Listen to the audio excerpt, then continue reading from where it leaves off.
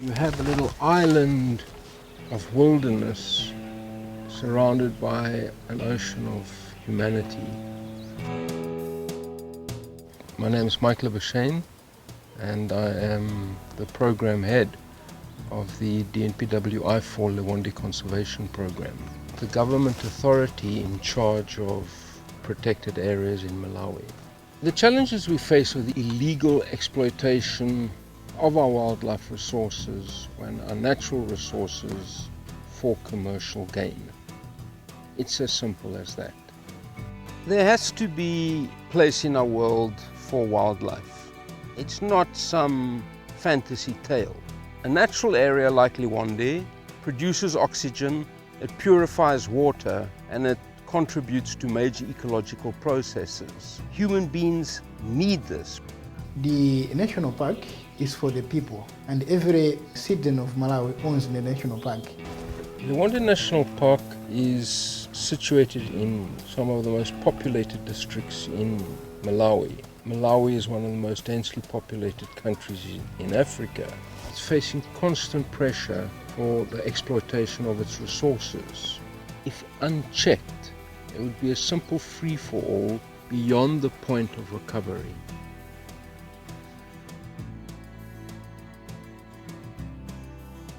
These fish traps, they've been using by the local people for many years. It focuses its attention on a certain size of fish. They're made of bamboos. Also, the catchment is fairly small. Its impact on the system is very limited. A lot of the commercial poachers in Liwonde have used mosquito netting from anti-malarial donations, and they make huge 100-meter nets. The mosquito netting kills everything. In the last 10 months, we have confiscated and burnt over 90 nets, almost 100 nets, longer than 100 meters each. Whatever we think is dangerous to the animal, then we pick it up, do as much as we can to help the animals to be in a happy life. A poacher who takes out a boatload of fish, probably earning himself about $200. That's 6 months minimum wage.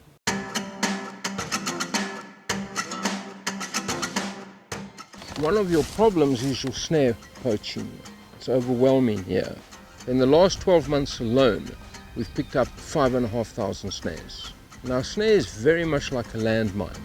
It's cheap to make, it's easy to set up. The problem is it can go off at any time.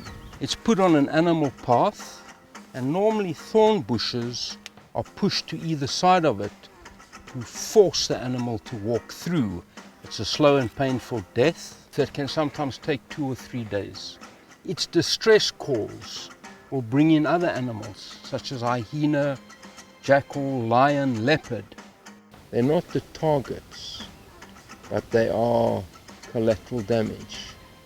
A poacher will not set a single snare, so he might have 40, 60, 120 snares. When coming to service them, he might have 16 animals killed in them. 16 animals have died a horrible, lingering death. He can only take out 1 or 2. It really is a scourge.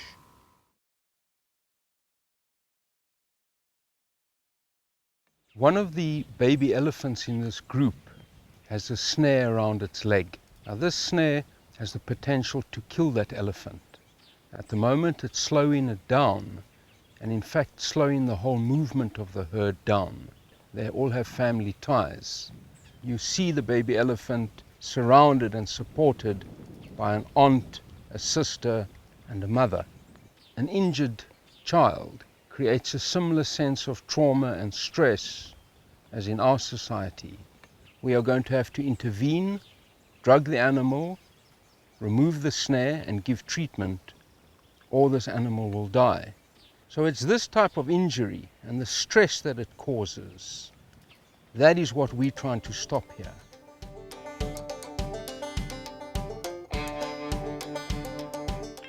I ripped the whole quadricep muscle from the knee joint when tackling a poacher 3 months ago.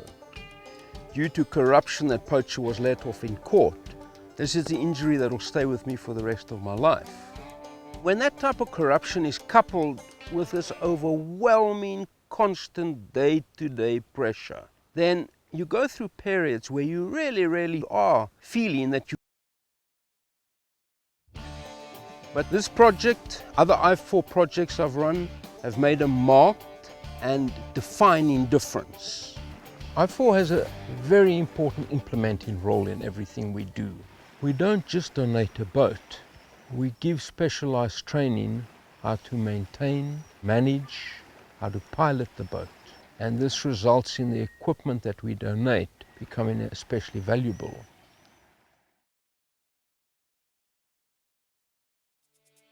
The Macheru Nursery School, an adult literacy training center, it's a very cost-effective program. Bringing a wildlife and a conservation theme to nursery school children really is implanting that conservation seed. Our aim is to make these responsible citizens one day when they grow up and be fathers and mothers and the future leaders of this area. By keeping the little toddlers occupied, teaching them basic skills, we increase the likelihood that they will do well at school. We want to show some real benefit to the community of having a national park and to provide them with sources of income other than poaching. They bring the message to the community, and the national park is being taken care of in the next generations to come. The simple, inescapable reality is that the conservation of the environment and the protection of wildlife has to be seen as a social responsibility. If I4 comes into a protected area that has low levels of enforcement capacity, and we transform that, then we've changed the single most vital dynamic of that protected area. What makes me hopeful is there are many good and determined people out there that are not going to give up. We really love the wildlife.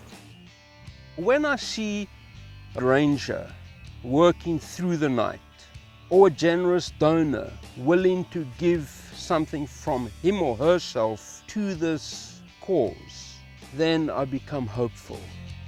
Yes, I'm in the fight.